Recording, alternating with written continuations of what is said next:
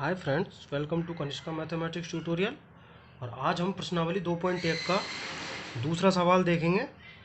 देखिए, यूक्लिड विभाजन प्रमेयिका द्वारा दर्शाइए कि किसी धनात्मक पूर्णांक संख्या का घन 9q प्लस 1 और 9q प्लस 8 के रूप का होता है, जहाँ q एक धनात्मक पूर्णांक है। पिछले क्वेश्चन में हमने धनात्मक विषम संख्या का क्या किया था, वर्ग किया था। यहाँ पे क्या करना है, घन करना है। वहाँ पे विषम बोला गया था, यहाँ पे सम या विषम कुछ नहीं बोला गया है, तो हमको सम संख्या भी लेनी पड़ेगी और विषम संख्याएं भी लेनी पड़ेंगी। ठीक है, तो देखिए, माना धनात्मक पूर्णांक क्या है, a है, और b का मान 3 माना है। ठीक है, क्योंकि देखो, क्योंकि यहाँ पे क्या है, ये 9q है, 9q प्लस 1 है और 9q प्लस 8 है। ये 9 है, ये 9 इसमें भाजक है। ठीक है, ये इसमें भाजक है, तो हमको पता है कि शेषफल के कितने मान आएंगे, 0, 1, 2, 3, 4, 5, 6, 7, 8, 8 तक आएगा, तो बहुत ज़्यादा मान हो जाएंगे ये। इसलिए हमने b की वैल्यू 3 लेट की है, जिसमें हमको केवल और केवल r के 0, 1 और 2, क्योंकि भाजक से शेषफल हमेशा छोटा आता है और इक्वल भी नहीं आता है। तो देखिए, b का मान यहाँ पे 3 है, तो यूक्लिड विभाजन प्रमेयिका लगाएंगे। यूक्लिड विभाजन प्रमेयिका से क्या कथन, a बराबर बी क्यू प्लस आर, जहाँ पर a क्या है, भाज्य है, b भाजक है, q भागफल है और r शेषफल है। ठीक है, तो यहाँ पे r के संभावित मान क्या क्या हो सकते हैं, और ये कंडीशन है, शेषफल का मान या तो 0 से बड़ा, 0 के इक्वल, पर भाजक से हमेशा छोटा आएगा। तो भाजक यहाँ पे कितना माना है हमने, भाजक हमने 3 माना है, तो इस b की जगह 3 रखा। 0, r की वैल्यू क्या क्या हुई, 0 के इक्वल या 0 से बड़ी बट 3 से छोटी, तो r के संभावित मान या तो 0 या 1 या 2, नहीं 3 होगा और नहीं 3 से बड़ा होगा। तो पहला केस लेते हैं कि जब r बराबर 0 हो, तब a बराबर क्या हो जाएगा। इसमें देखिए, इसमें r के स्थान पर 0 रखना है, तो a बराबर b का मान कितना लिया है, 3 लिया है, तो 3 q इसके साथ है भागफल, 3q प्लस 0 बराबर a बराबर क्या आ जाएगा, 3q आ जाएगा। इसका मतलब है कि अगर a में, अगर ये इसका मतलब है कि अगर a में 3 का भाग देते हैं तो भागफल आता है कुछ, उसको नाम दे दिया q, और शेषफल आता है 0। ठीक है, अब क्या करना है, घन करना है। तो घन करना है, तो देखिए घन दे रखा है ना इसमें, प्रमेय को द्वारा दर्शाइए कि किसी धनात्मक पूर्णांक संख्या का घन। ठीक है, तो घन मतलब क्यूब करना है इनका। देखिए दोनों तरफ घन करने पर a का घन करेंगे, a क्यूब बराबर 3q का क्यूब, तो 3 के ऊपर ये क्यूब है और q के ऊपर भी ये क्यूब है, तो 3 का क्यूब मल्टीप्लाई बाई q का क्यूब। 3 का क्यूब होता है 27 और q का क्यूब होता है q क्यूब इक्वल टू, अब देखिए हमको किस रूप में लिखना है, 9q प्लस 1 और 9q प्लस 8। इट मीन जो q के साथ आएगा वो बाहर क्या आएगा, 9 आना चाहिए। तो देखिए यहाँ से अपने पास 27q क्यूब है, इसमें से मैं 9 बाहर निकालता हूँ। ठीक है, तो 9 बाहर निकाला, 9 बाहर निकालने का मतलब है कॉमन लिया है 9, तो 27q क्यूब में 9 से भाग देना है, तो यहाँ 9 से भाग देंगे तो 27, 9 से 3 बार कट जाएगा, और q क्यूब इसके साथ है ये, तो 3q क्यूब बराबर, अब वही, अगर q एक हमारे पास धनात्मक पूर्णांक है तो 3q क्यूब भी क्या होगा, एक धनात्मक पूर्णांक होगा, और उस धनात्मक पूर्णांक को मैंने q से प्रदर्शित किया है, तो 3q क्यूब की जगह पे q आ जाएगा, और 9 अपने पास बाहर है ये। ठीक है, तो 9q, यही बात लिखिए यहाँ पे, 3q क्यूब के प्लेस पर क्या रखना है, q रखना है। अब दूसरा केस है जब r का मान 1 हो, तब क्या होगा, देखिए r का मान यहाँ पे 1 रखिए, a बराबर b का मान 3 है, तो 3q प्लस r का मान 1, तो 3q प्लस 1। ये देखिए r का मान यह आ गया, a बराबर 3q प्लस 1। अब इनका क्या करना है, घन करना है। तो a क्यूब बराबर 3q प्लस 1 का क्यूब करेंगे। तो हमें पता है a प्लस बी का क्यूब क्या होता है, a cube plus 3a square B plus 3ab square plus b cube. तो देखिए 3q का क्यूब करिए, फिर प्लस 3, इसमें इससे इसको एक्सपेंड करिए, इसको ये 3q को a मान लीजिए और 1 को b मान लीजिए, ठीक है, और इनको एक्सपेंड कर दीजिए। तो यहाँ देखिए a का क्यूब मतलब 3q का क्यूब करना है, ठीक है। ऐसे ही 3 मल्टीप्लाई a का स्क्वायर, a कितना है इसमें 3q है तो 3q का स्क्वायर, b कितना है, b है इसमें 1 तो ये आ जाएगा 1। ऐसे ही देखिए 3 प्लस 3a का मान कितना है 3q, ये आ गया 3q। b का स्क्वायर, b का मान कितना है यहाँ पे 1 तो 1 का स्क्वायर प्लस 1 का क्यूब। अब यहाँ से देख सकते हो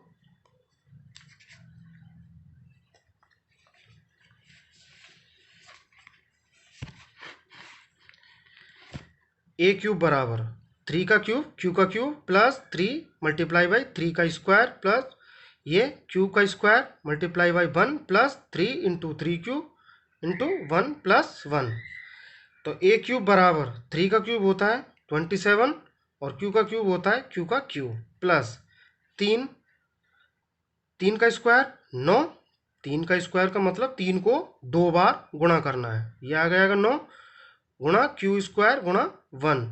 ऐसे ही प्लस यहाँ 3 आ गया, ये 3q यहाँ पे है, ये मल्टीप्लाई किया है 1 से प्लस 1।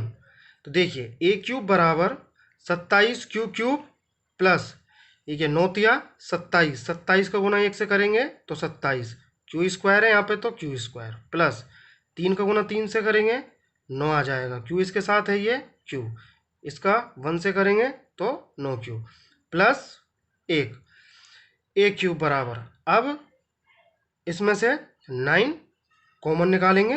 अब 9 कॉमन आया, इसका मतलब इसको 27q cube plus 27q square plus 9q इन सब में 9 से भाग दिया है।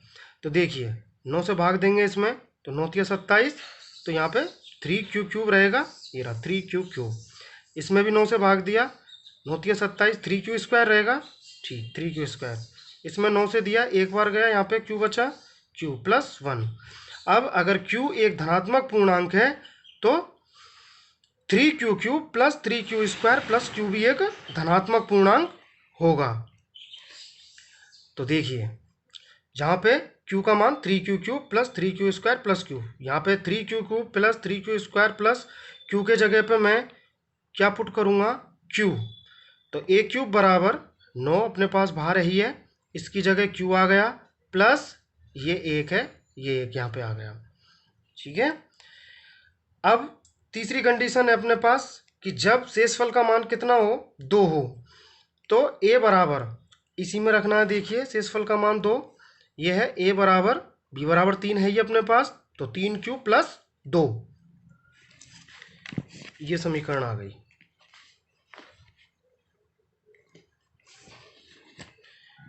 a बराबर 3q प्लस 2। अब क्या करेंगे, दोनों तरफ घन कर देंगे। देखिए दोनों तरफ घन करेंगे जब, वो ये फॉर्मूला घन का a प्लस बी का whole cube equal to a cube plus 3a square B plus 3ab square plus b cube. 3q को a मान लीजिए और 2 को b मान लीजिए।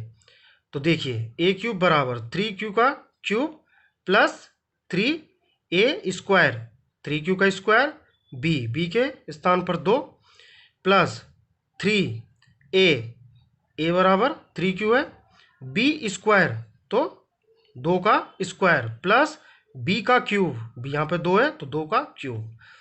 अब देखिए इन दोनों के ऊपर क्यूब है, इसका मतलब 3 के ऊपर भी है ये क्यूब और q के ऊपर भी, क्योंकि दोनों का होल क्यूब है ये। तो 3 का क्यूब q का क्यूब प्लस 3, ये रहा 3 इंटू 3q का स्क्वायर। इसका मतलब 3 पे भी है ये स्क्वायर और q पे भी है, तो 3 का स्क्वायर और q का स्क्वायर 2 से मल्टीप्लाई हो रहा है। ये देखिए 2 से मल्टीप्लाई कर दिया, प्लस 3 बाहर है 3q, फिर 2 का स्क्वायर 4, प्लस 2 का क्यूब कितना होता है 8। 2 का क्यूब मतलब 2 को 3 बार गुना करना है। तो a क्यूब बराबर 3 का क्यूब 27, q का क्यूब q क्यूब प्लस 3 का स्क्वायर कितना होता है 9, q स्क्वायर यहाँ पे है ये, 2 यहाँ पे है ये, प्लस 3q आ गया और ये 4 आ गया, प्लस 8। तो a क्यूब बराबर 27 q क्यूब प्लस ये देखिए 9 तिया 27, और 27 को 2 से गुना करेंगे तो 54, q स्क्वायर यहाँ पे है ये रहा q स्क्वायर। ऐसे ही प्लस ये होता है 3 गुना 3 करेंगे 9, और 9 का गुना 4 से करेंगे 36, और q इसके साथ है ये तो 36q, प्लस ये 8 यहाँ आ गया। अब इसमें से 9 कॉमन निकालेंगे, 9 कॉमन निकालने का मतलब है कि 27q क्यूब में 9 का भाग देंगे, 54 q स्क्वायर में भी 9 का भाग देंगे, और 36q में भी 9 का भाग देंगे। देखिए 27 9 से 3 बार गया, ऐसे ही 54 6 बार, और 36 4 बार। तो ये हो गया a क्यूब बराबर 9 3q cube plus 6q square plus 4q plus 8। देखिए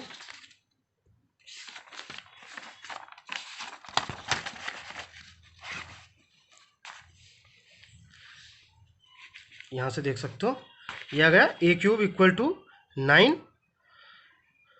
bracket 3q cube plus 6q square plus 4q plus 8।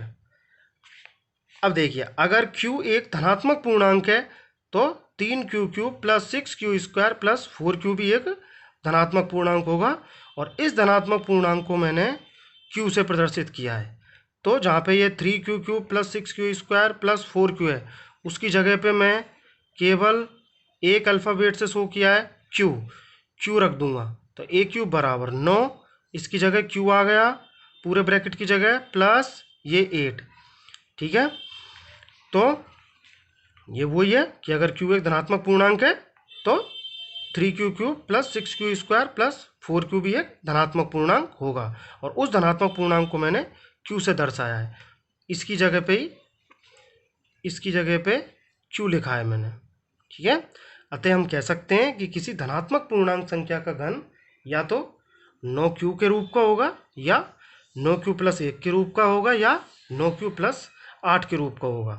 देखिए जब हमारे पास r का मान 0 था, r का मान 0 था, तो किस रूप का आया था ये 9q के रूप का। जब हमारे पास r का मान 1 था तो 9q प्लस 1 के रूप का आया था। जब हमारे पास r का मान 2 था, तब हमारे पास इसका क्यूब आया, वो 9q प्लस 8 के रूप का आया। Okay, thank you so much.